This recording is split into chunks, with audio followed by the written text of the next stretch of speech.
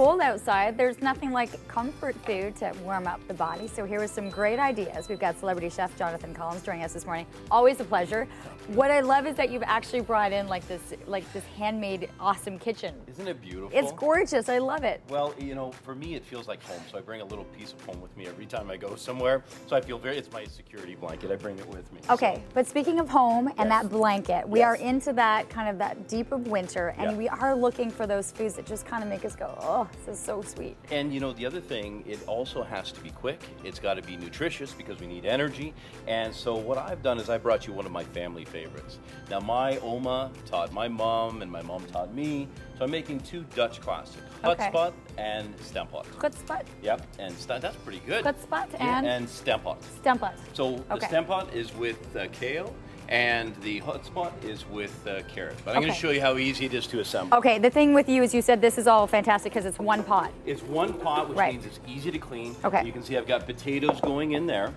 We're going to do a little talk, a little teach. And all I did with those potatoes is I made them all the same size so that when I'm cooking them, everything cooks at the same rate. And this is a mash, so I want everything roughly the same size so I can mash it up nicely. That's probably a lesson a lot of us amateur chefs could use. Cut everything in proportions so that they all cook the same. And coming up on our next segment, we're going to do some knife skills. Okay, I love that. Okay. Yeah, so, and then you can see we've got now some onion, so that sliced onion is going in. You see, this is really difficult cooking, isn't it? Well, I'm right. When I can think about it, I've got boiling water, I've got potatoes cut evenly, and I've got onions. Now, what's this? Now, this is red prince apple. Now, this is actually the star of this. This is not a classic edition, but it's something that my Oma added, and the red prince in particular, here I've got one of these red beauties for you. So red prince is a cellar-aged apple. Now, you might say, what do you mean cellar-aged apple?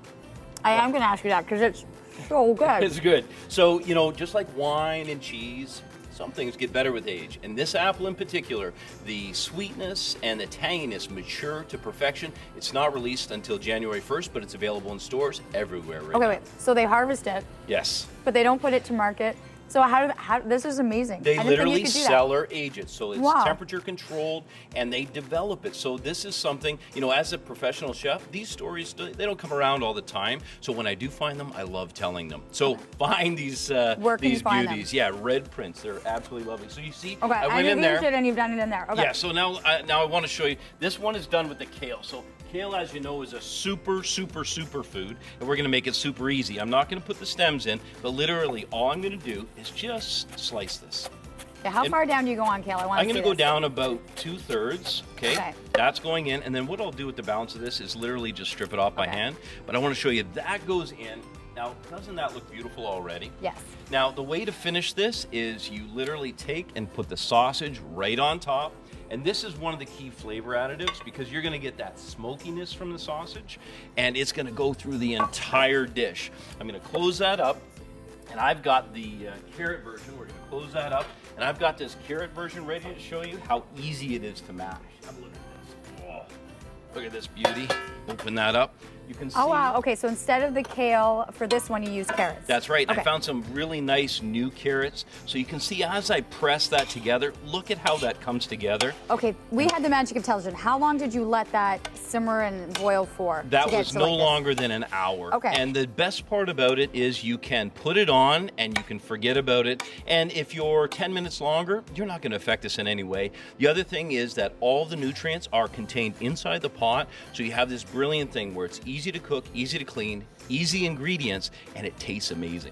That looks amazing. So a little bit of butter and some of those sausage, and when we come back and do the other segment, I'm going to have it plated, and we'll show you exactly what it looks like. Okay, so this is, I'm looking at the ingredients once again, and I think for people at home, it was an easy checklist. Yeah. You had the potatoes. Potatoes. You had the onion. Onion. You had the magic ingredients. Yeah, those beautiful red prince apples. And then for you come up the kale. It was friendly, but then once you got down more to where the stems were, you just peel off the last bit. We're just stripping that off, yes. You let it sit for about an hour. About an hour, so this one will just, literally just, it's steaming and it's slightly poaching at the same time. But the nice thing is, because it's one pot, all those flavors are going to come together. Okay, and then you don't even need to drain the water. No, you don't, because I was thinking, okay, there was no drainage here. No need to drain that, because that little bit of water is going to actually help make it into a nice mash. No need to add dairy. If you want, some butter is very good. Butter is very good, or some olive oil. So if you use olive oil, it's very healthy, and a little bit of butter goes a long way for flavor as well. Okay, I'm gonna wait for you to mix that up. I'm gonna have another bite of this apple. Okay.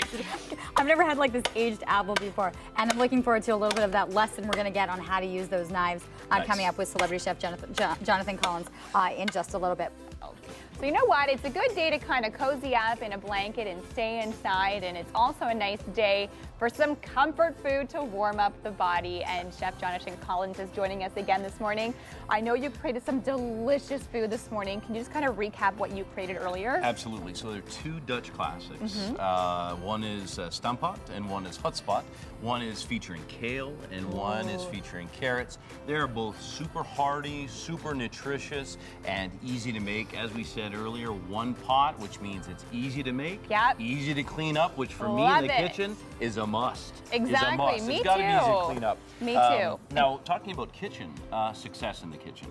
If you don't have the right tools and if you don't have the right techniques, it makes it very frustrating. I was going to say, I have been known to not have decent knives in my home. I have basically just like little, I guess like apple knives, I actually remember, you remember the Ginsu knife? I actually remember buying that like 20 years ago. I bought it because it was pretty looking, not because it was functional. I bought it because it cut through a shoe, but now you don't need a knife to cut through a shoe. Okay, what do you need in your kitchen? I took a little trip down to Grace in the kitchen in Canada, and I found some things that I absolutely have to have. First of all, most important thing, you need a good cutting board. Okay. This is a good Canadian-made larchwood cutting board. So it's hardwood, it's easy to clean. Some people think you have to use plastic for it to be safe. All you need to do when you're using this is wipe it down with a little 10-to-1 bleach. Okay. And then it'll sterilize it, and then you just treat it with some beeswax. So that's if you cut like raw chicken on it or something. Exactly, so it's easy to clean.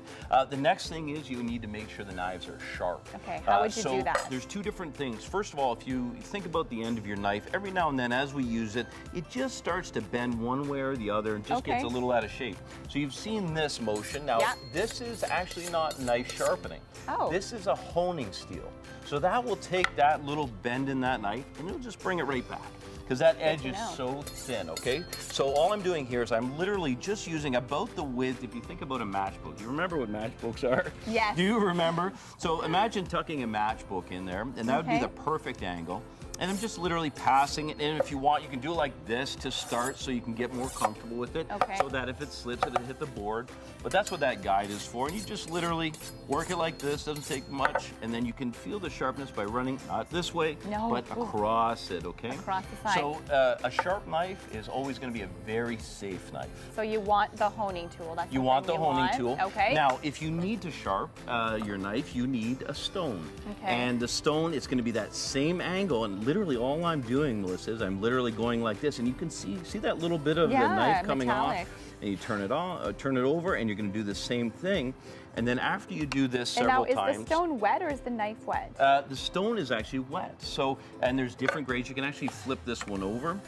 And so if you have a really dull knife, if you've been cutting on glass, which you don't want to do, because it doesn't feel wet, right? That one actually isn't wet. The other side it was. Okay. So you just literally put some on there, and it's just that wet and a little bit of friction. And you can feel this one is just razor sharp now. Oh, yeah. There you go. Okay. So I brought this just a little. This is a sharpening steel from my great-grandfather from the old country that I was fortunate enough to get. Amazing. Now, let's talk a little bit about the types of knives. Types of knives. This is a classic chef knife. So would this be like if you're going to purchase one knife like I need to purchase, I should purchase a chef's knife? This is it. Okay. Now, based on the size of your hands, this is 9-inch. You know, if you want a shorter one, I would say like an 8-inch, 7-inch, something like that would be just fine. The larger your hands, generally speaking, the larger knife you need, because what you're going to do, and I'm going to show everybody at home, grab that right there just like that in a pinch grip. So I want you to pinch it right here with your, there you go, and roll your 3 fingers around underneath. Now what that does is that now becomes an extension of you. Okay. So, and this is where you won't get cut, and you can also use that. So when I'm using something... So it's a bit big for my hand, Yeah, right? it's a bit big. But when I'm using it like this pinch grip will make that an extension of me, so that as I'm cutting... Okay, you need to let me try this, because I just cut peppers last night, and let me tell you, it was like... So there's no reason to fight with anything. Just look at it and logically just... You should see me cut chicken. So literally all you're gonna do is just Not make sure it's flat first, Like and then this? just literally, hold on to it. A sharp knife, eureka! I'm changing, I'm not gonna lie. You're missing this. Come on in here. Yeah, You come gotta on get in here because I'm watching we're splitting you atoms guys right here. now. No, like, Okay, not sharp now I'm knife gonna with stop it. you now, Okay, and I that's want to show you interesting. another thing. Now, Okay. there's a reason that knives are all shaped this way, and that's because they're designed to rock. Okay, so because it's rocking, I always have a point of reference on the board. This whole business, this just dulls the knife and it's great for TV. I tried that at chef school and got scalded. Exactly.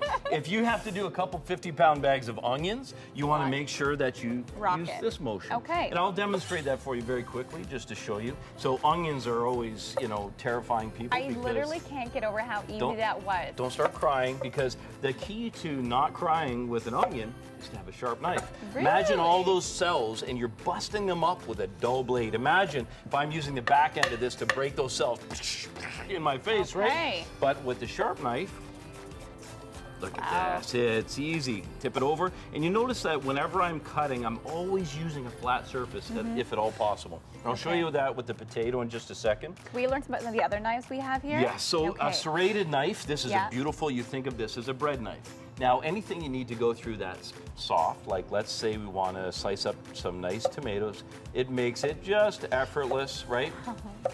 Okay, my serrated knife, again, I went for the pretty factor, and it's a watermelon color. Oh, how lovely. You do not cut How with a lovely. watermelon. So you bought a knife that'll last you a year. You buy one of these babies, it'll last you for I bought life. a watermelon that looks pretty in the kitchen, but is not functional. What's not pretty about So that? you should see when I have to cut up chicken breasts, I have to, it looks hacked after. So the next thing I'll show you is a slicing knife. Now this is a carving knife. You'll notice it's slightly flexible. But what this would be ideal for is roasts or for turkey or something like that. And the sawing, now that you notice that I rock with that, but this doesn't have that rocking motion. Right. That's because the slicing knife is designed to slice right Oh, through. so you like want what I that was sawing motion. But Okay. it needs to be very, you'll see it's very thin and very sharp. Okay, and last but not least, This is one of my favorites. So this, a little shorter version of this would like be a a boning dagger to knife. me. Yeah, but this is very flexible. So this is a fillet knife. Beautiful for taking down fish and working with fish. But before we go, I want to show a couple more cuts here. So let's get to that. So let's take this and let's make ourselves a brunoise. So a brunoise is a fine dice. So these, and there's a reason why, you know, we have all these classic French terms, and the importance is when you're cooking that you want everything a uniform size. Why? So it cooks evenly. Oh my gosh. I was paying attention. Chef skills right here at work. So evenly. this is great. The julienne is beautiful for a salad, or maybe saute for maybe an omelet, and then turn it sideways and then simply cut. And then look at that. You have a uniform brunoise, very, very attractive. Make yourself a little omelet. And then this is something else I want to show you too. So let's say you've got fresh basil, or maybe you have spinach, and you want to cut it. Now, because it's a broad leaf, if you start hacking away at this, what happens is you bruise it. So if you want to use it fresh, you need to make sure to make a chiffonade. Can everybody say chiffonade? Chiffonade. It's fun to say, it's even better to do. Okay, so you want to kind of, it's almost like you're making a floral arrangement? Yeah, almost, but all you're doing is layering those leaves and rolling them up like a little Cuban, right there, little cigar. And again, that rocking motion. And then what you end up with, smell it? It smells fantastic. It smells I thought amazing. by being a little rough with you were letting the aroma out, but in some cases, like let's say for example, we're talking about some rosemary. Now rosemary is now feel the difference between these two. You can see this. This is very leafy. This is like an evergreen. As a matter of fact, it is an evergreen. So when you do this and we strip that off and we start chopping that, this will take the punishment. I can go over it, turn over it again, and chop it up. So this is going to last a long time. We're out of time, but we do want to go for the taste test because we've been salivating for the last hour. And we got to get a little bit of this. It's classically served with this grain mustard. Yes. So a little bit of that on the plate. And this is your Dutch background, right? This is, yes. On my mother's side, my Oma, she's with I'll let feel like she's Leanne go with me for all the time. Go ahead. Because I know you've been You on dive. the sausage. Yeah, she's got a fork. I think we're just gonna. we're good. We're just gonna dive Oh, in. can we there. just- Use your hands. Yep, Yeah. go for it. Yeah, We're all that's the family way it around is here here. now at this point.